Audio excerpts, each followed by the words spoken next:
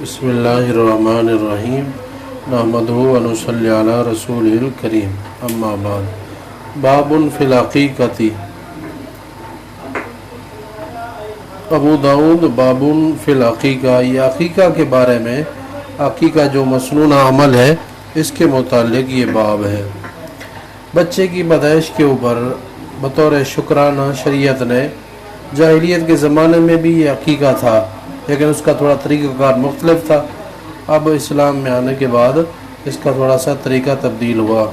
جاہلیت میں جانور کو ذبح کرتے اور پھر اس کا خون بچے کے سر پر ملتے، اور اسلام میں اس کی اجازت نہیں ہے، یہ سلسلہ منسوخ ہو چکا ہے۔ جانور ذبح کیا جائے گا، لڑکا ہے تو اس کے لیے جمہور کے نزدیک یہ سنت عمل ہے، ہمارے یہاں اناف کے نزدیک مستحب غیر موقدہ ہے۔ مستحب ہے، کر لے تو بہت ہی اچھا ہے، اس سے بچہ مصیبتیں تکلیفوں سے دور ہو جاتا ہے۔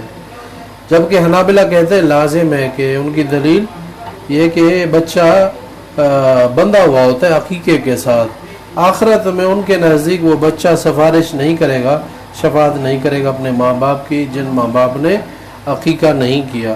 تو عقیقہ مستحب ہے۔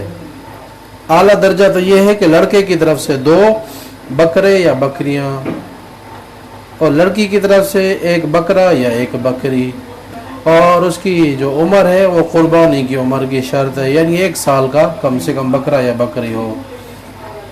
امام مالک رحمہ اللہ کے نزدیک 1 بکرا اور 1 بکری ہے، جمہور کے نزدیک 2 بکرے یا 2 بکریاں ہیں۔ ہمارے حناف کے نزدیک بھی 2 بکریاں اور 2 بکریاں لڑکے کی طرف سے، اور اسی طرح لڑکی ہے تو اس کی طرف سے عقیقہ جو کیا جائے گا 1 بکری جو 1 سال کی ہو کم سے کم، یا پھر 1 بکرا ہے۔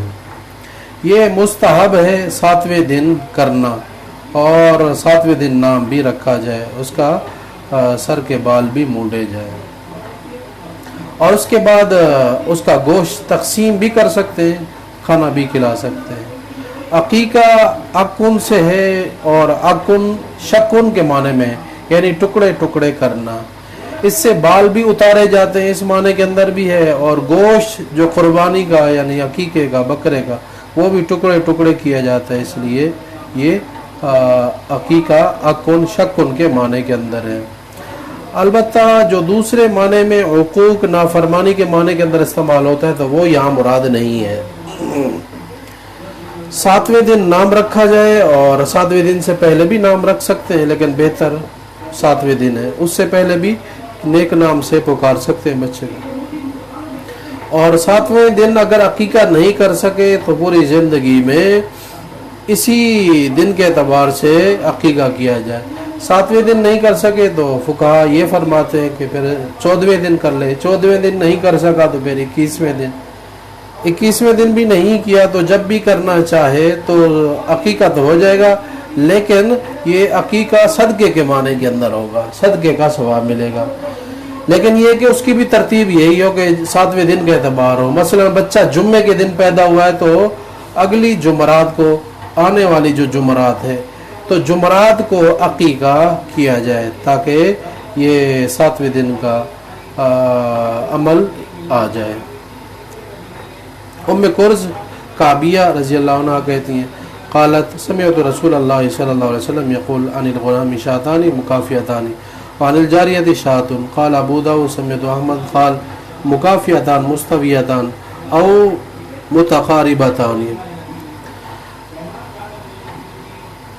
ام کرز کعبیہ کہتی ہے آپ علیہ الصلوۃ والسلام سے میں نے سنا کہ لڑکے کی طرف سے عقیقہ اگر بچہ پیدا ہو تو اس کی طرف سے 2 بکریاں ہیں، مکافیتان جو برابر سرابر ہوں۔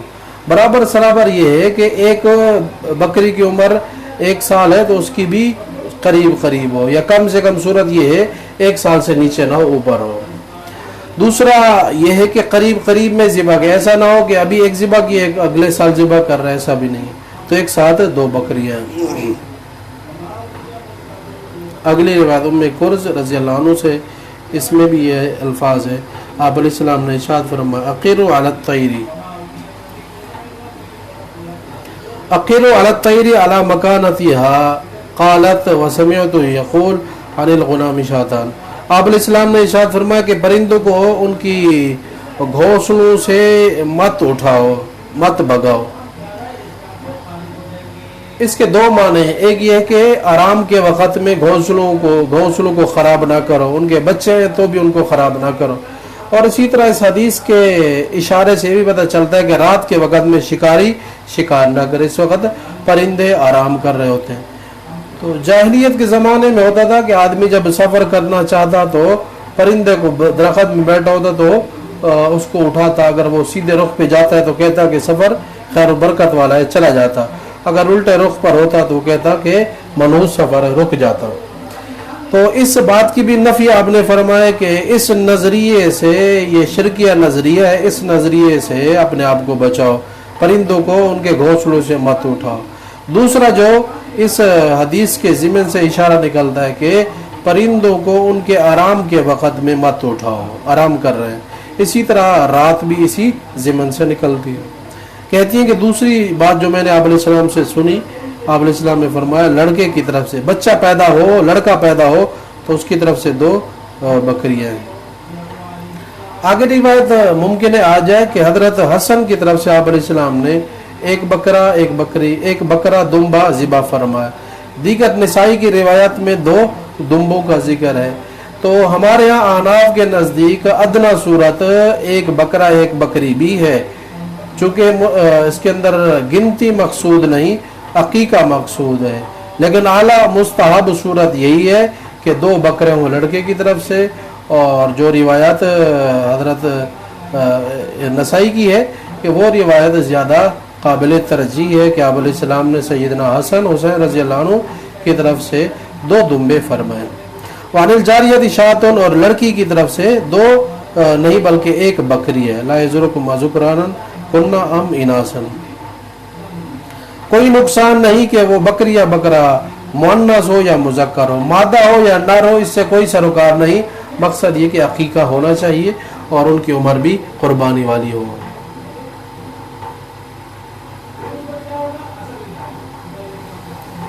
हज़रत समरा रज़ी अल्लाह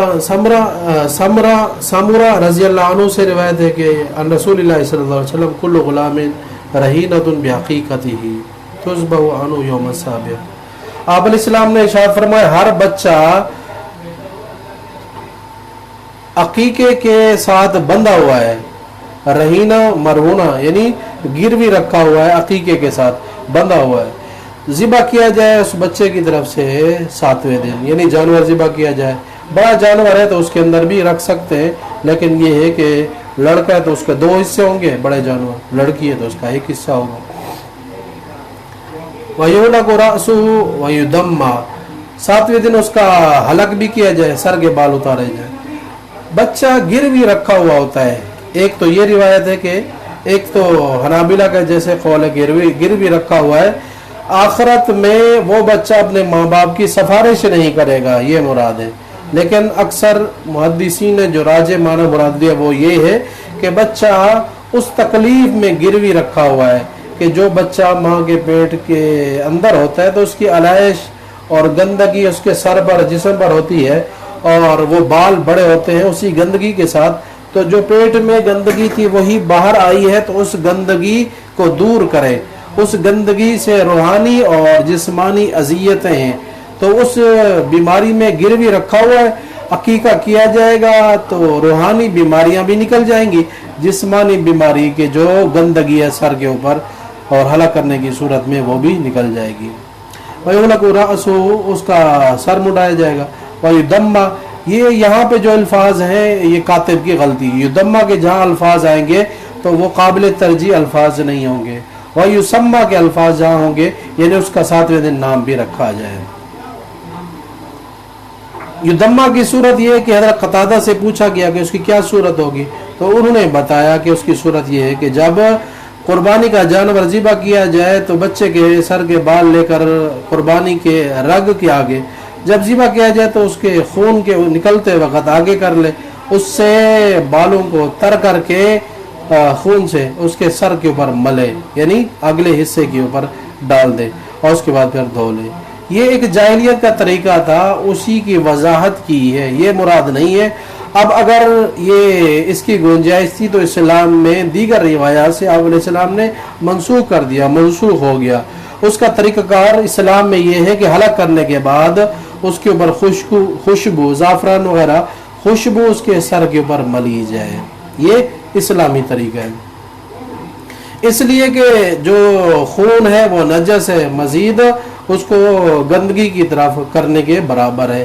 ایک تو مقصد پہلا یہ تھا کہ اس کی اذیت کو دور کیا جائے، بالوں سے علائش وغیرہ دور کی جائے، اب وہ مقصد پورا نہیں ہو رہا بلکہ اس کے بالکل برعکس بات ہو رہی ہے کہ مزید اس بچے کے سر کو خون سے نجس سے آلود کیا جا رہا ہے، جو کہ شریعت میں ممانعت ہے، پسندیدہ کام ہی نہیں ہے۔